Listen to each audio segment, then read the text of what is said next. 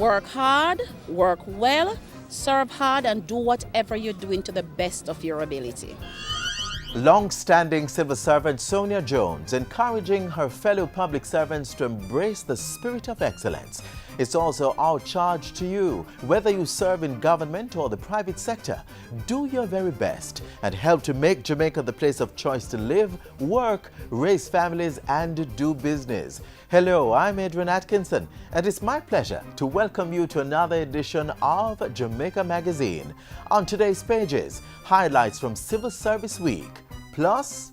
Sir, stop! Sir, stop! Get back! Sir, stop! Stop! The Jamaica Constabulary Force providing training in the use of non-lethal weapons, working to make the police more civilian-friendly. The show is chock full of interesting features, so don't even think about switching the channel.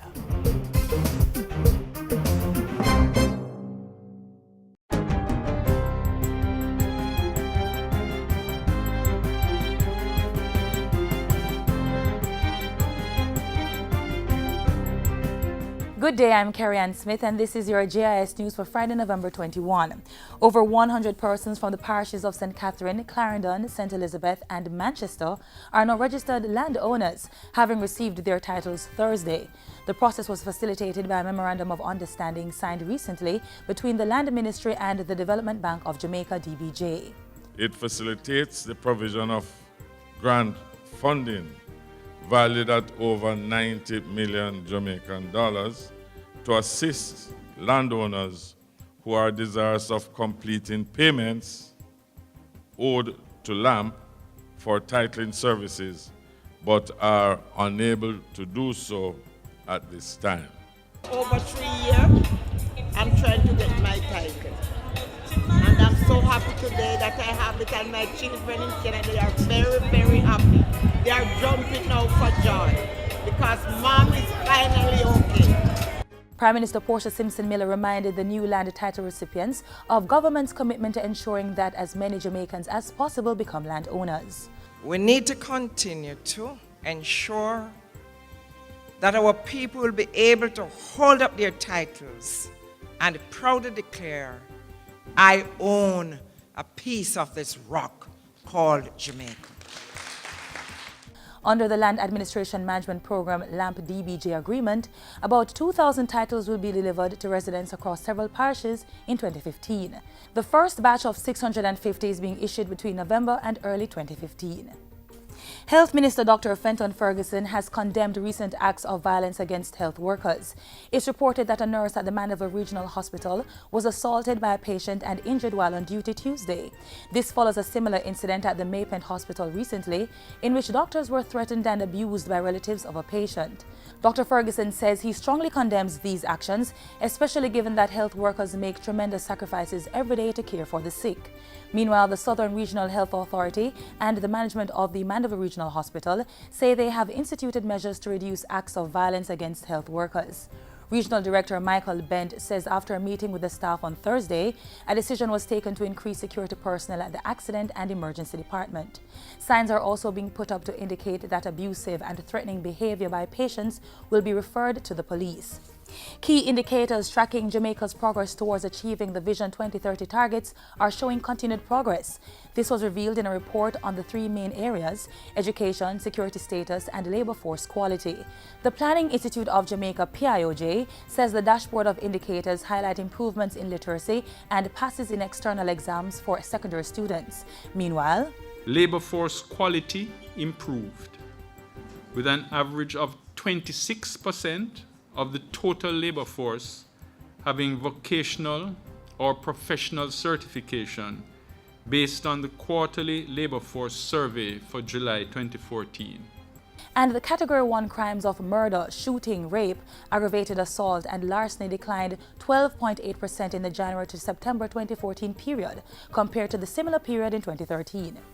Agriculture Minister Derek Kelly is stressing the need for farmers to have their animals' passports in their possession at all times, as government continues its national animal identification and traceability system. Tagging of cattle under that program officially started at the recent Minard Livestock and Beef Festival. Minister Kelly is warning that failure to transport cattle with a passport issued under the program will constitute a breach of the Animals, Diseases and Importation Act. Regulations to reinforce compliance are to be gazetted soon. This will therefore empower the police to prosecute any handler of livestock not in possession of the necessary passport, and the code on the passport must correspond with the code on the tags. $35 million is being spent on the National Animal Identification and Traceability System. And finally, the Ministry of Labour and Social Security has begun island-wide consultations to gather information for drafting the Codes of Practice and Regulations for Persons with Disabilities. This follows the passing of the Landmark Disabilities Act in Parliament. Executive Director at the Jamaica Council for Persons with Disabilities, Christine Hendricks, says the Codes of Practice are expected to guide interactions with and participation of persons with disabilities in society. They are practical guidelines for public authorities, employers, workers, businesses to ensure the inclusion of persons with disabilities in society.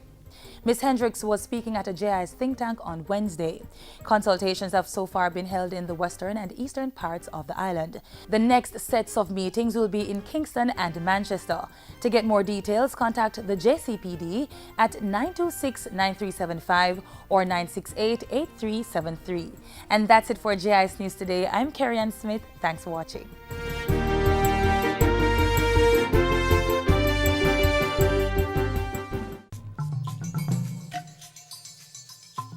The Ebola virus is transmitted through direct contact with an infected person's blood or other bodily fluids like saliva, urine, stool, and semen. Symptoms of Ebola include sudden fever, intense weakness, muscle pain, headache, and sore throat. This may be followed by vomiting, diarrhea, and rash, and in some cases both internal and external bleeding, leading to death. Protect yourself. Avoid travel to Ebola-affected countries. Avoid contact with infected persons. Don't touch the body of someone who has died from Ebola. Wash hands frequently with soap and water and use an alcohol-based hand sanitizer. To know more, call 1-888-663-5683. This group of public sector workers help maintain law and order in the country, putting themselves in the line of fire every day to ensure Jamaicans are safe. Up next, we'll look at two recent investments to help the police in their daily activities while improving accountability.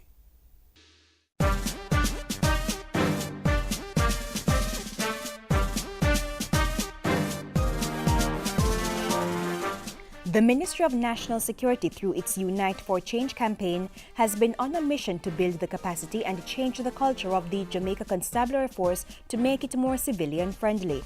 Part of the initiative involves more emphasis on community policing to improve the relationship between citizens and the officers of the law. Less police personnel in the blue denim, in the body armor, in the assault rifles when it's not necessary, and much more persons in the sort of more civilian police dress of the red seam, what we call red seam pants. To complement those efforts, the JCF is in the process of introducing more non-lethal weapons into the police force. 3,400 kits containing a retractable baton, pepper spray canister, a pair of handcuffs and a utility belt were recently donated to the police by the United States government. The equipment, along with training exercises valued at approximately $2.4 million, represents the first tranche of the donation, which will benefit about 7,500 police officers. The supply and deployment of this less lethal option represents a milestone in the change of the culture of the force in terms of how we interact with people who we come in contact with. It will change the whole face of the interaction between police and citizens. It will change situations in which we have to use a firearm.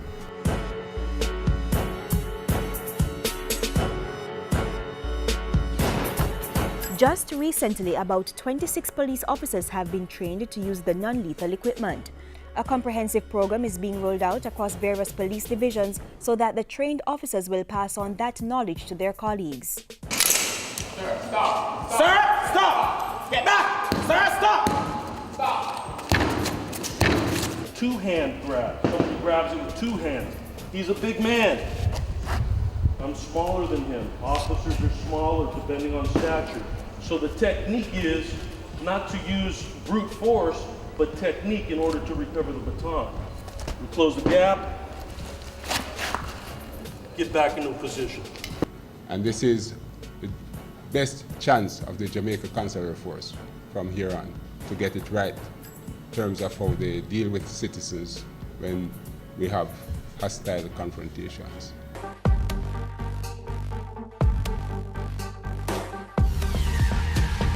Even as the government moves to boost the capacity of the police force, it is also partnering with its international counterparts to stamp out corruption and improve transparency and accountability. This follows the official opening of the major organized crime and anti-corruption agency, MOCA's Polygraph and Vetting Center, which is located on the grounds of the National Police College of Jamaica in Twickenham Park, St. Catherine. The center, which costs over $1 million, was constructed and equipped with support from the governments of Canada and the United States.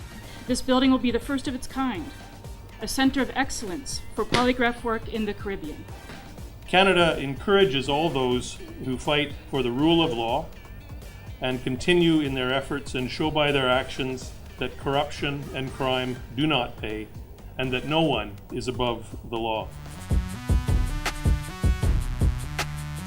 MOCA's Polygraph and Vetting Center will also allow examiners to facilitate polygraph tests and training for local and regional jurisdictions. That could become a major source of revenue for MOCA. The agency currently has 7 accredited forensic polygraph examiners and 4 others are scheduled for training in January 2015. I regard this center, Polygraph Center, as one of the cornerstones that fight to professionalize the force and to get rid of corruption from the force. See, the polygraph is not this big, unknown. It's really a simple thing. I know how to beat it. Just tell the truth. And if you tell the truth, you will beat the polygraph. That's the message that I want to tell all the police officers who have apprehensions about coming to do polygraph examination. The center will also enhance the work of MOCA. MOCA is, in a sense, providing investigative teeth to a lot of other audit-type operations across ministries, but they may have the skills to identify something suspicious, and MOCA then comes in to give them the full ambit or the full range of intelligence, investigative and operational support. Minister Bunting is also hoping that the facility will assist in the vetting process for those wishing to take up sensitive posts in, for example, the Ministries of National Security, Finance, Foreign Affairs and Foreign Trade, and the Office of the Prime Minister. The increased capacity of this unit will allow us to really move to a broader vetting process in the civil service.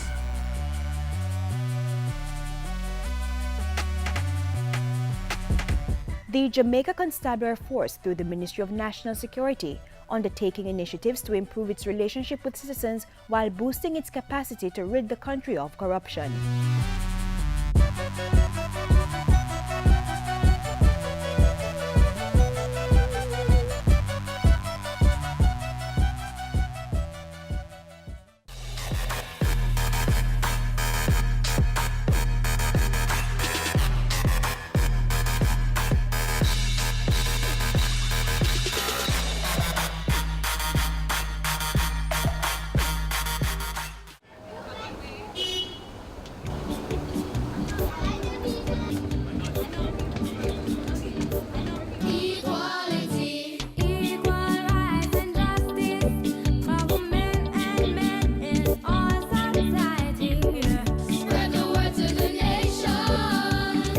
promoting equality. You think me fair, star? Equal value, equal rights. Know it, believe it, live it. It's time for us to get it right. Equal rights and justice For our men and women. Equality. A message from the Bureau of Gender Affairs and the Dispute Resolution Foundation, paid for by the UN Women Fund for Gender Equality. Civil Service Week 2014 comes to an end today, and oh, what a week it has been. The JIS was on hand to capture many of the events that marked this year's celebration. Highlights are next. Civil servants continue to be the backbone of government, working tirelessly behind the scenes to keep Jamaica running. To recognize their outstanding contribution to nation building since 1992, the third week of November has been designated Civil Service Week. In 2014, public sector workers focused on the theme Public Sector Advancement through Partnership and Collaboration.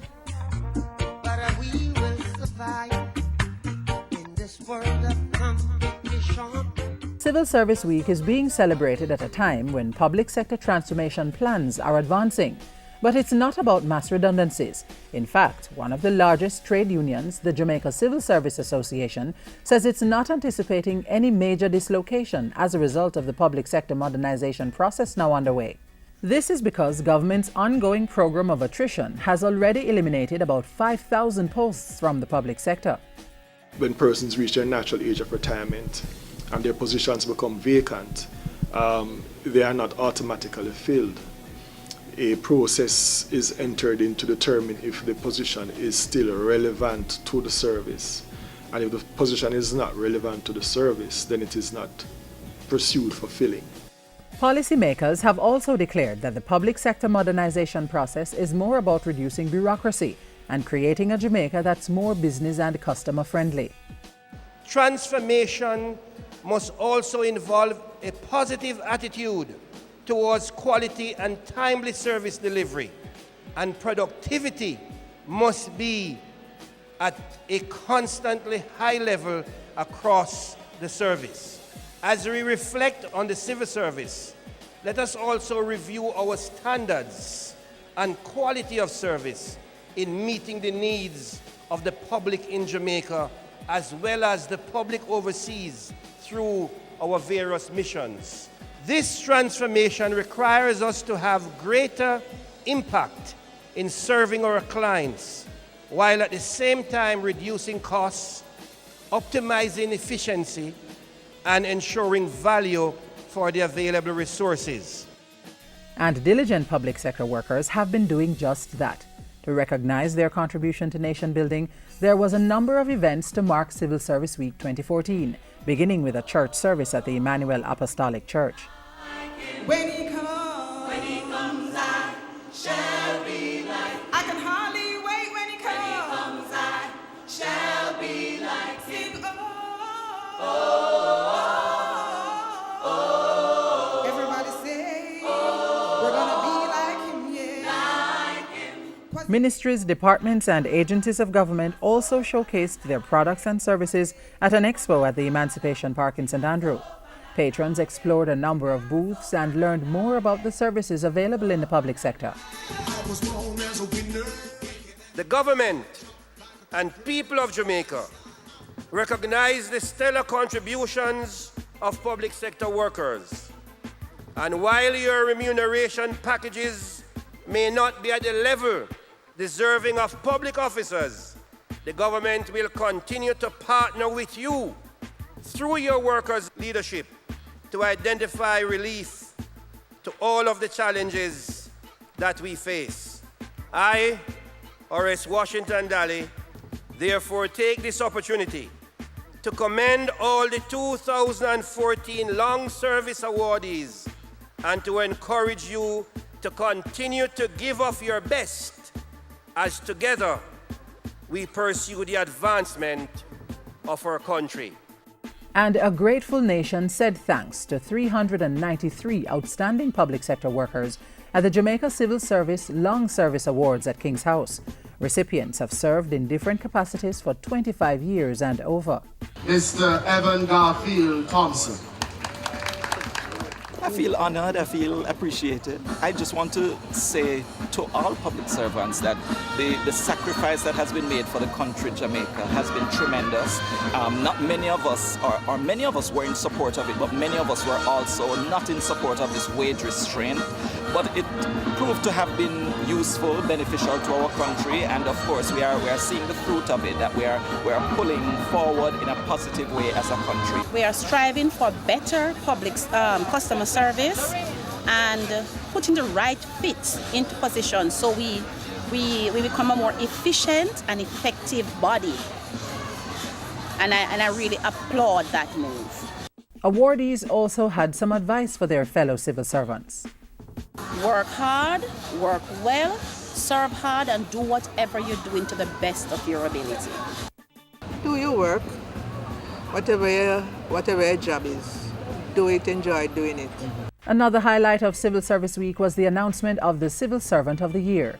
The 2014 award went to Sean Barrow, a senior customs officer at Jamaica Customs who plans to do even more to serve his fellow citizens. I look forward to the opportunities that lie ahead and also the challenges that may come, but with God all things are possible. I hope to really make a difference in the lives of people.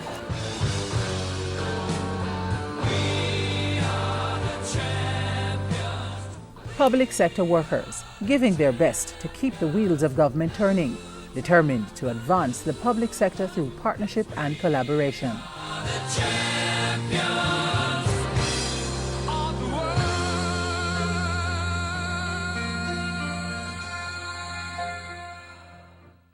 Up next, we feature another group of public servants who are making an impact on the nation's youth. For decades, teachers have been doing more than just deliver lessons in math and English. They have been training our children to become well-rounded individuals. Let's look now at one such example at the DuPont Primary School in St. Andrew. Heal the world, make it a better place for you and for me and the entire human race. I feel very happy because to be in this club, it's great because we help all the vulnerable. When we go to places like the burn ward, at Children's Home and Mustard Seed, and giving the children gifts, we feel excited because we know that we're giving and we know that we're going to be leaders of tomorrow. A whopping 135 students, including 45 boys, have signed up to be a part of the Red Cross group at the DuPont Primary School. Welcome to another week of School Zone. I'm Tamara McHale. Today we find out how this inner city school is using this medium to engage the students while teaching them the value of giving back. Do stay with me. What a team, Red Cross and the team. United all the people them, we serve one another. No hate barrier, no in this a team.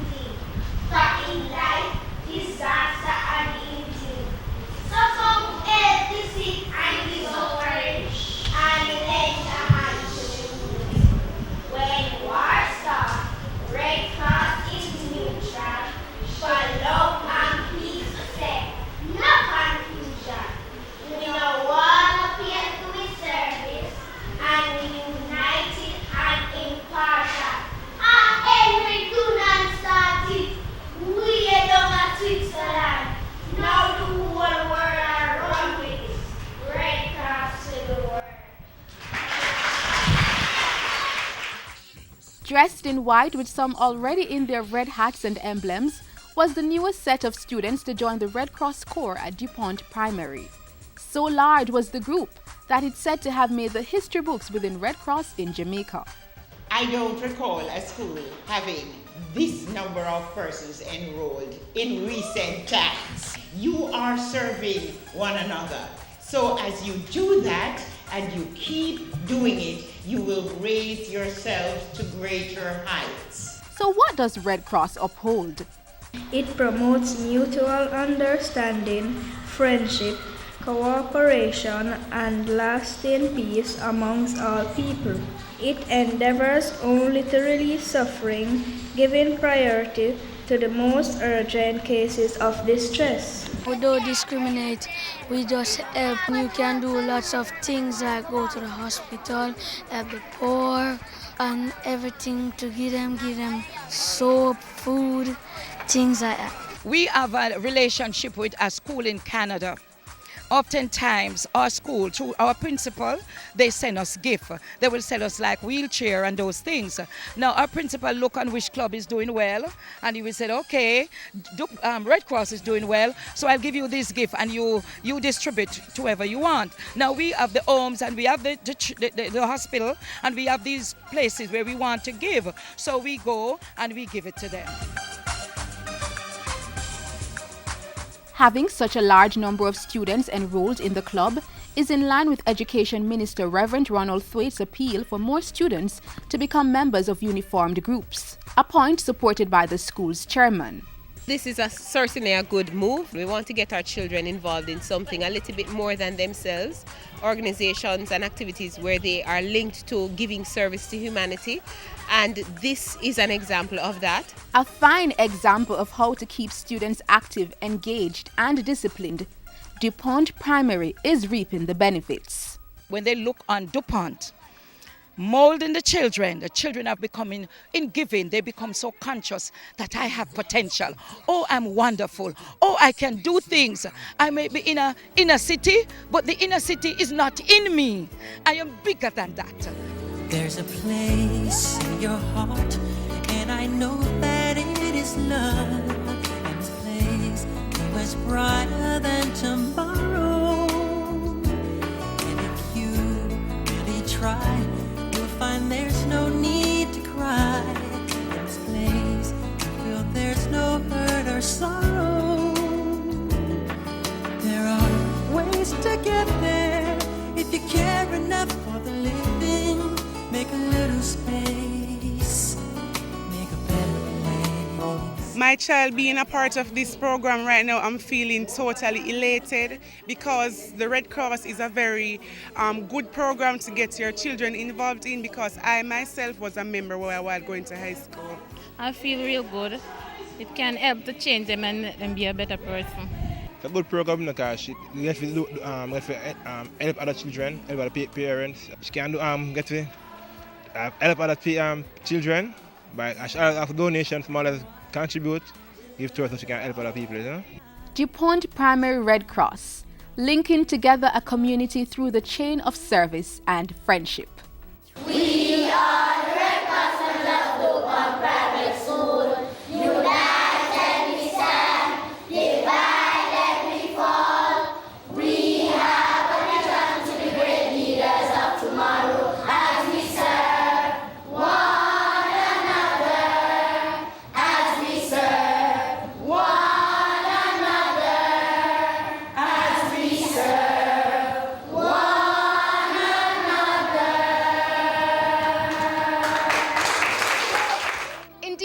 Quite uplifting to see all these students giving back through the medium of Red Cross. Hopefully you too can get involved in a service group in your school or community. Till next time, I'm Tamara McHale for School Zones. Heal the world,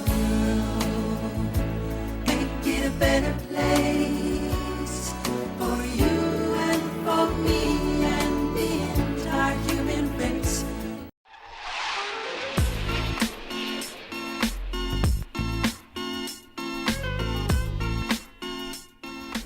And that's how we close this Friday's edition of Jamaica Magazine. Thanks for spending time with us. We value your feedback, so send an email to jamaicamagazine@jis.gov.jm and keep abreast of government's policies and programs, as well as issues of national importance at jis.gov.jm. I'm Adrian Atkinson, and this has been Jamaica Magazine. Another program comes your way tomorrow. Until then, do take care, and thanks for watching.